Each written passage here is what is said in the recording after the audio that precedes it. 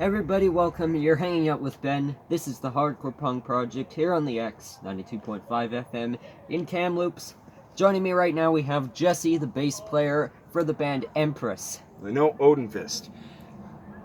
Okay, so I'll explain what happened there. So the band Empress, they were originally slotted to play the festival, and then their drummer got hit by a truck or something. Oh, Jesus. So my band Odinfist just kind of sits on the last, like basically, if something happens and we can't get anybody to fill in, my band just kind of swoops in there and takes what we can. So okay. Yeah, bass player of Odinfist. We were playing a joke at the beginning. Yeah, it doesn't say that on the schedule. Must have been a pretty last-minute change. It was 4 days ago.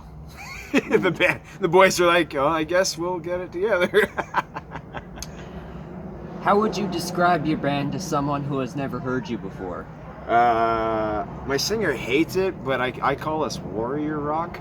We're like we're heavy metal, you know, but like we're kind of more rock and roll. But yeah, we're just rock and roll Viking rock. Great.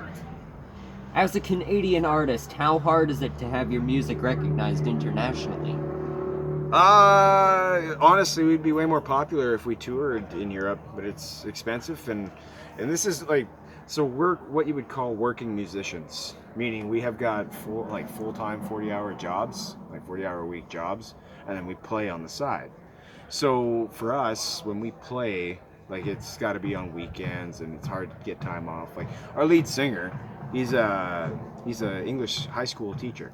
So he teaches grade 10, 11, and 12 at the local school here, right? I'm an electrician, cabinet maker, and we've got a supervisor for a mill. So yeah, you know, how hard is it to get internationally recognized? I'm pretty sure most of the people who listen to us are probably Scandinavian.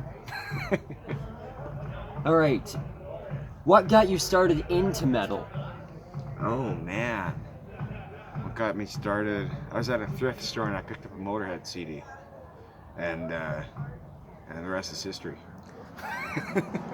Now, I always hear the term primeval in reference to metal. What does this mean to you?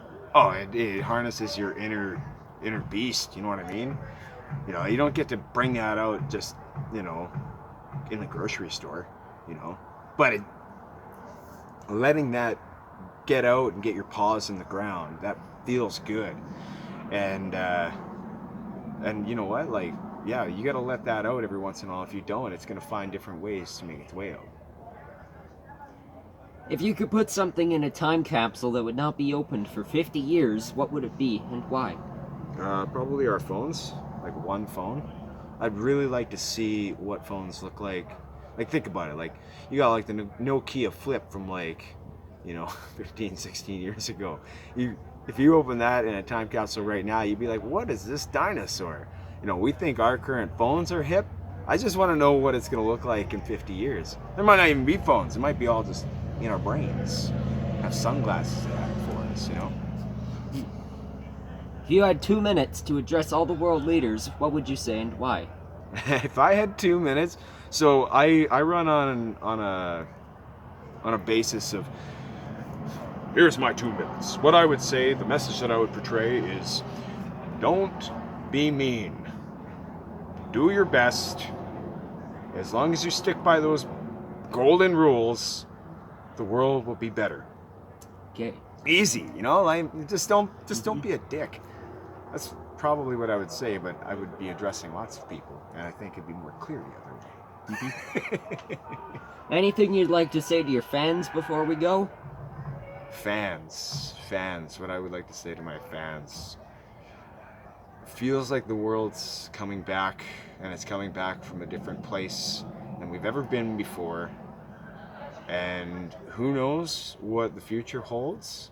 Who knows what other cosmic craziness could hit us? Because no one could have predicted a pandemic. If someone 3 years ago would have said a virus would have taken over the world and forced us into our homes for 2 years, I would have been like, good one. Wait, what's the next one, right? Yeah. And then we did it. And we're on the other side of it now. Like, we're on the other side of it now. Like, who knows what can happen next, like tomorrow, in the next one. Just live it up. Like, live it up now. It's not hard, you know, and exactly, it goes back to the other thing. Do your best. Don't be a dick. And lastly, your favorite song to play live? Oh, We Are Gods. That's just hands down. We're kind of, like, us as a band, we really appreciate all of our music, but we're very aware we're kind of a one-hit wonder. And We Are Gods is kind of a staple, and lots of people really like that song. So, you know, we go out, we play our hit, we hit our 90s stuff, we hit our 2000s. I'm just kidding. We've only been around for 16 years or so. So, you know, we go back, play some old stuff, people like it, and then we hit We Are Gods, and then we out. All right. Thanks for joining me here. Stay safe and be well. Thank you ever so much for having me.